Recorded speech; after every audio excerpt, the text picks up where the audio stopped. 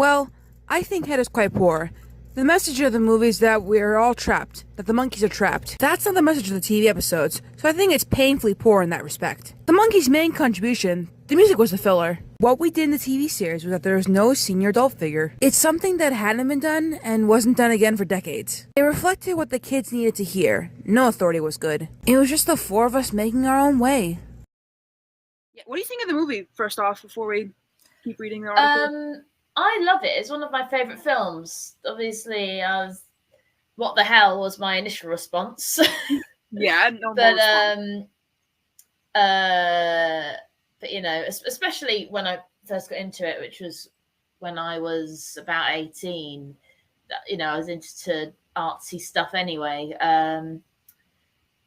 or relatively artsy stuff. Probably not that artsy, but I just like having something that's open to interpretation.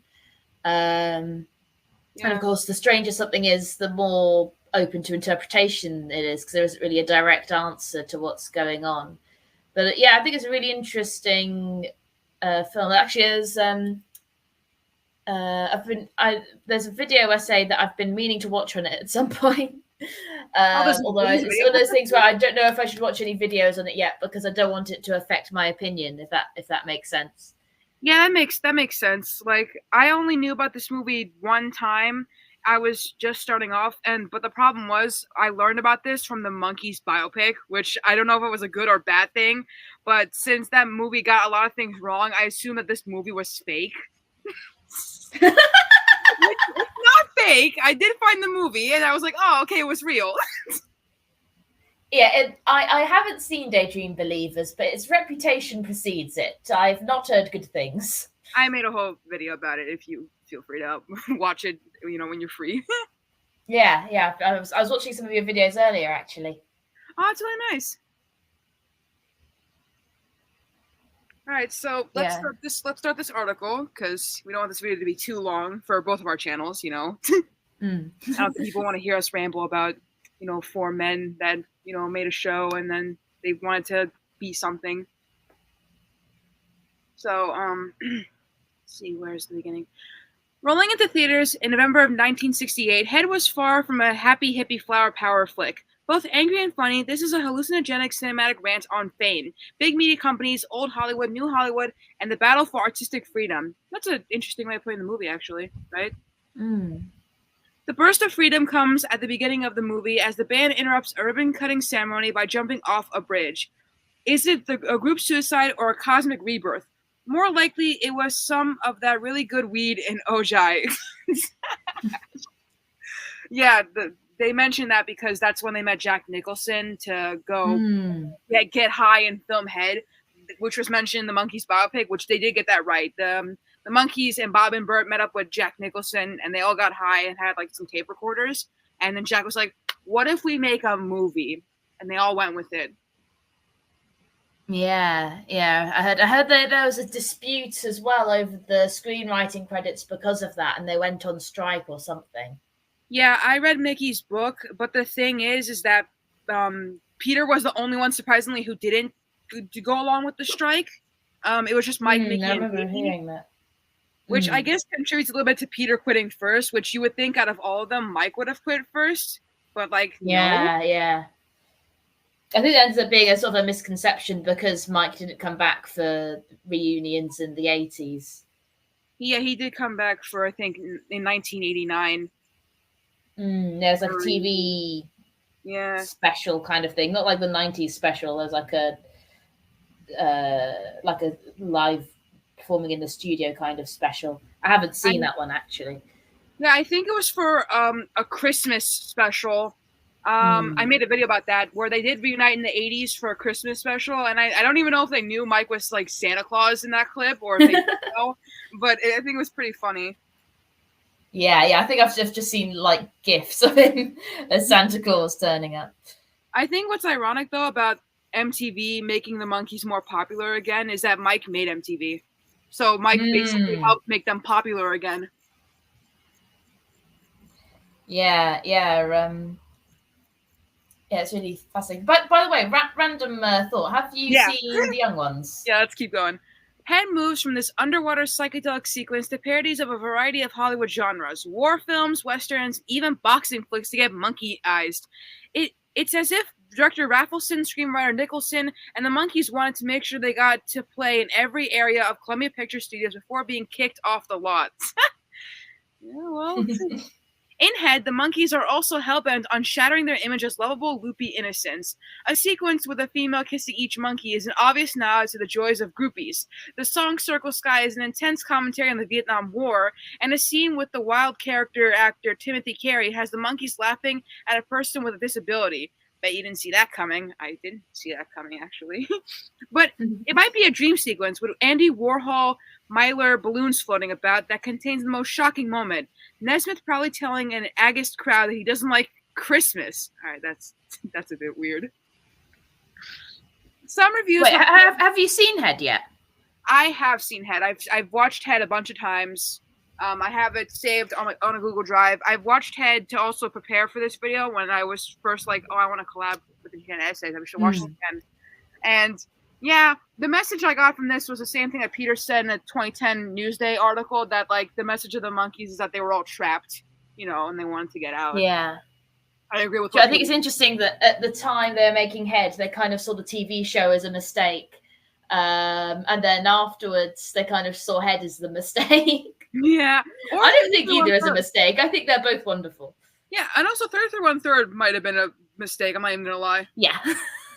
Have you seen that? Oh, yes. Yes, I am woman. Crunches an apple. Yeah, that is... that certainly is something. I think the idea of having a bit more of a variety angle to the Monkees could have worked. Like just having like a guest star playing a villain, for example, who was a musician. Like, I don't know. I think Alice Cooper would have been cool because, of course, he was starting out around in the late 60s. Well, a little fun fact. Season 3, if it was made, it would have been just like Rowan and Martin's Laugh-In. What the guys wanted was basically Laugh-In, and then the studio said no, so then they couldn't get to make their own Laugh-In season. Laugh-In would have basically been them having guest like musicians on the show. Yeah, I think that would have been. I think if they did it like with a slight variety angle, it would have worked. Like, I mean, if they did something that was more like, I don't know, Magical Mystery Tour, for example, as well. I think if they did something that like had a bit of a plot, but also just had the odd song from other people or that kind of thing, I think it would have worked. But I think the problem is with variety and a story at the same time is that you're then sitting there waiting for something to end. I mean, it reminds me, actually, there's a British variety series called Morecambe and Wise. Started out, I think they first started on TV in the 50s, and they bombed, and then during the 60s and 70s they became a staple. You might have seen this clip of the Beatles performing on their show, but anyway, it's shown every Christmas, and the sketches are pretty good, but all the musicians, and there's so many great music and so much great music in the 70s, including in the UK. And they just have like the most boring middle of the road musicians on Morecambe and Wise. And you're just like, why? Why didn't you have anyone good on? Yeah. Like Cliff Richard was like the most rebellious person they had on. Wow. Yeah. Golly gee, what did he do? Jaywalk? Exactly. So it was and they had a house band that would play sort of like jazz, but the kind of upbeat jazz, and it shows that that's the more enjoyable music of the show than the middle of the road music they'd have on in between. But anyway, so yeah, back to my point. I think the problem is with variety that attempts a story. I talked about this a bit in my Magical Mystery Tour video. I was comparing it to like the Star Wars Holiday Special and the Ringo Special and that kind of thing. Yeah. And both of them had the same writer, which probably didn't help. But my God. I did know that because I made a video about it for the anniversary of Star Wars, and I found that out, and I was like, oh my God. yeah, the Ringo special isn't good. I think the trouble is that you're just then sat through something, waiting for it to happen. And actually, have you seen 33 and a third revolutions per monkey with Mickey's commentary? I have not found that. And also Ringo's special, I'm pretty sure that was all just to promote his new album, which I mean, it was funny, but at the end of the day, it was just an album. And 33 Monkey commentary. The only commentary I know about is the fact that Peter, Davey, and Mickey did commentary for the biopic, which makes me even more mad because of all the inaccuracies with the movie. Like, I heard they pretty much spent it talking about the inaccuracies, but yeah, there were commentaries done for the DVDs in the early 2000s, which I think also came out on the Blu-ray. And I think the episodes with the commentaries were, uploaded to YouTube at some point. That have been since been taken down, unfortunately. But even Mickey sounds bored during 33 and a Third Revolutions per Monkey. He did 33 and Third Revolutions per Monkey and Media Kojo. And Media Kojo, he sounds like he's bouncing off the walls of the studio as he's doing the commentary. 33 and a Third Revolutions per Monkey, he's trying to bring the energy, but he just sounds so bored. Well, here's an interesting especially during like the interpretive dance of the primordial soup. I think there's a clip compilation actually of his commentary on YouTube, but not the whole thing.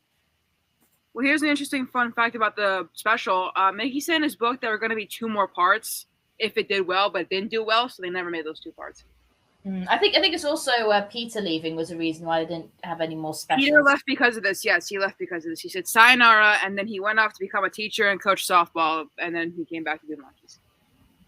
Yes, so weird. He just had a normal life. I mean, imagine that. I mean, imagine, because I think it still would have been, repeats would have been shown, and obviously the generation of kids who would have been at high school would have been kids who watched the Monkees when they were younger. So that must have been so weird. I mean, not really, because Peter, when he was a teacher, he had a beard.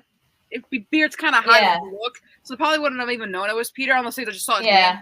They see Mr. Torkelson or Mr. Torque, and they're like, "Oh, it's Peter Torque." Yeah, I imagine he would have gone by Torkelson. Yeah, that's his actual name. All right, back to the. This is fun, but we keep deviating. Yeah. It's good. That means we're contributing to the rather than just reading the article. It's good. Yeah, because some reviews have called Head pretentious, but it's far from it. Everything is played as a joke, a thumb on the nose, and a tongue in cheek. Even dark moments led us to surreal shtick or a maniac breaking of the fourth wall, which they always do, so this is not even surprising. The film just asks you to take a giant step, to reference, outside your mind and play a wild game of free association. It's all fun and games until the mind-blowing journey is abruptly ended by Big Victor, played by Hollywood legend Victor Mature, who puts the Monkees in a box and drives them off to a place where they can get their minds right, start behaving, and go back to generating reviews for revenue. It's not surprising that 12-year-olds had very little interest in this movie. It is surprising that movie critics were also dismissive. Head quickly disappeared and forced the group to return to TV for the special 33 1/3 Revolutions per Monkey, which was forgotten quicker than Head, and led to Peter Tork exiting the group to become a teacher. See, they mentioned what I just said. I didn't even realize. Pardon? They mentioned that they mentioned Peter becoming a teacher after he left. No. I didn't even realize. I guess I predicted that. With no TV series or future movie projects, the remaining Monkees carried on recording unsuccessful albums and appearing on shows like Hollywood Squares and The Johnny Cash Show. So one of those is available, while one of those is missing. Meanwhile, Raffleson and Nicholson will move on to their next projects, the successful counterculture films Easy Rider and 5 Easy Pieces. In the 70s, Mike left to record his brand of quirky country rock and became a music video pioneer, while Mickey and Davey would tour sometime together and work on other TV and stage projects. But in 1986, MTV began airing the Monkees Marathon to celebrate the 20th anniversary of the series. Soon the band was out touring without Mike, and even recording new music. Monkey Mania was back, and it seemed a perfect time for a Head revival. But the Monkees didn't talk much about Head and barely perform music from it. In 1996, the band would reunite with Mike to record a new album. It was on this tour that songs from the movie started popping up in concert. The group seemed to embrace the movie as part of their legacy, although Davey would continue to say that he thought making it was a mistake. The release of this film on Blu-ray in 2010 as part of the Criterion Collection America Lost and Found, the BBS story, which celebrates the entire output of Raffleson Schneider and partner Steve Blauner, is the starting point of the real rebirth of Head. Its cult has only grown in the last decade amongst film historians and filmmakers. Mickey, the only living monkey, ouch, that really hurts, has recently talked about the fact that Quentin Tarantino and Edgar Wright have told them they count as one of their favorite movies. With fans like that, it's guaranteed that Head will never again be forgotten. That's good news, because this boundary-pushing, genre-defying, spaced-out ode to artistic freedom remains one fantastic trip. And that's the end of the article. What are your thoughts? Actually, that thing about it being it's not pretentious because it's tongue in cheek. I seem to remember reading an article about Head mentioning that as I think it's probably The Guardian or something. But that reminds me, I haven't read it, but I know a few years ago someone wrote I think it was like a sort of academic literature book about Head. I mean, talking a bit about other things as well, but Head was the focus of that. So yeah, I must check that out at some point. The reason I haven't covered Head is kind of partially because I want to cover it chronologically, and also partially because it probably won't be just a review. It'll be like a big video essay explainer kind of video. Which reminds me, I remember the first time I kind of really understood Head, because I was very confused by the first viewing. And then I think what I did is I went to someone had like a web page on their Tumblr or something that was that explained Head. I think it might have been an account called Psychojello. It might have been a completely different account, but that's an account that I remember looking at quite a lot. That was a Monkees account.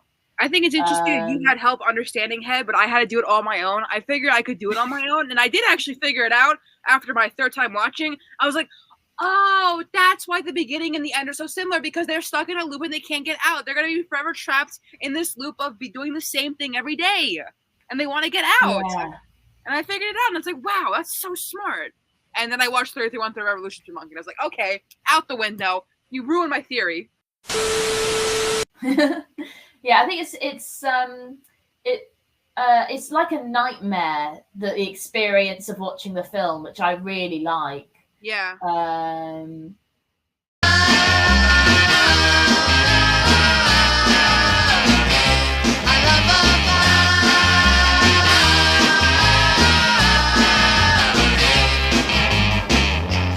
There's a girl I know who makes me feel so good. And I wouldn't live without her, even if I could. They call her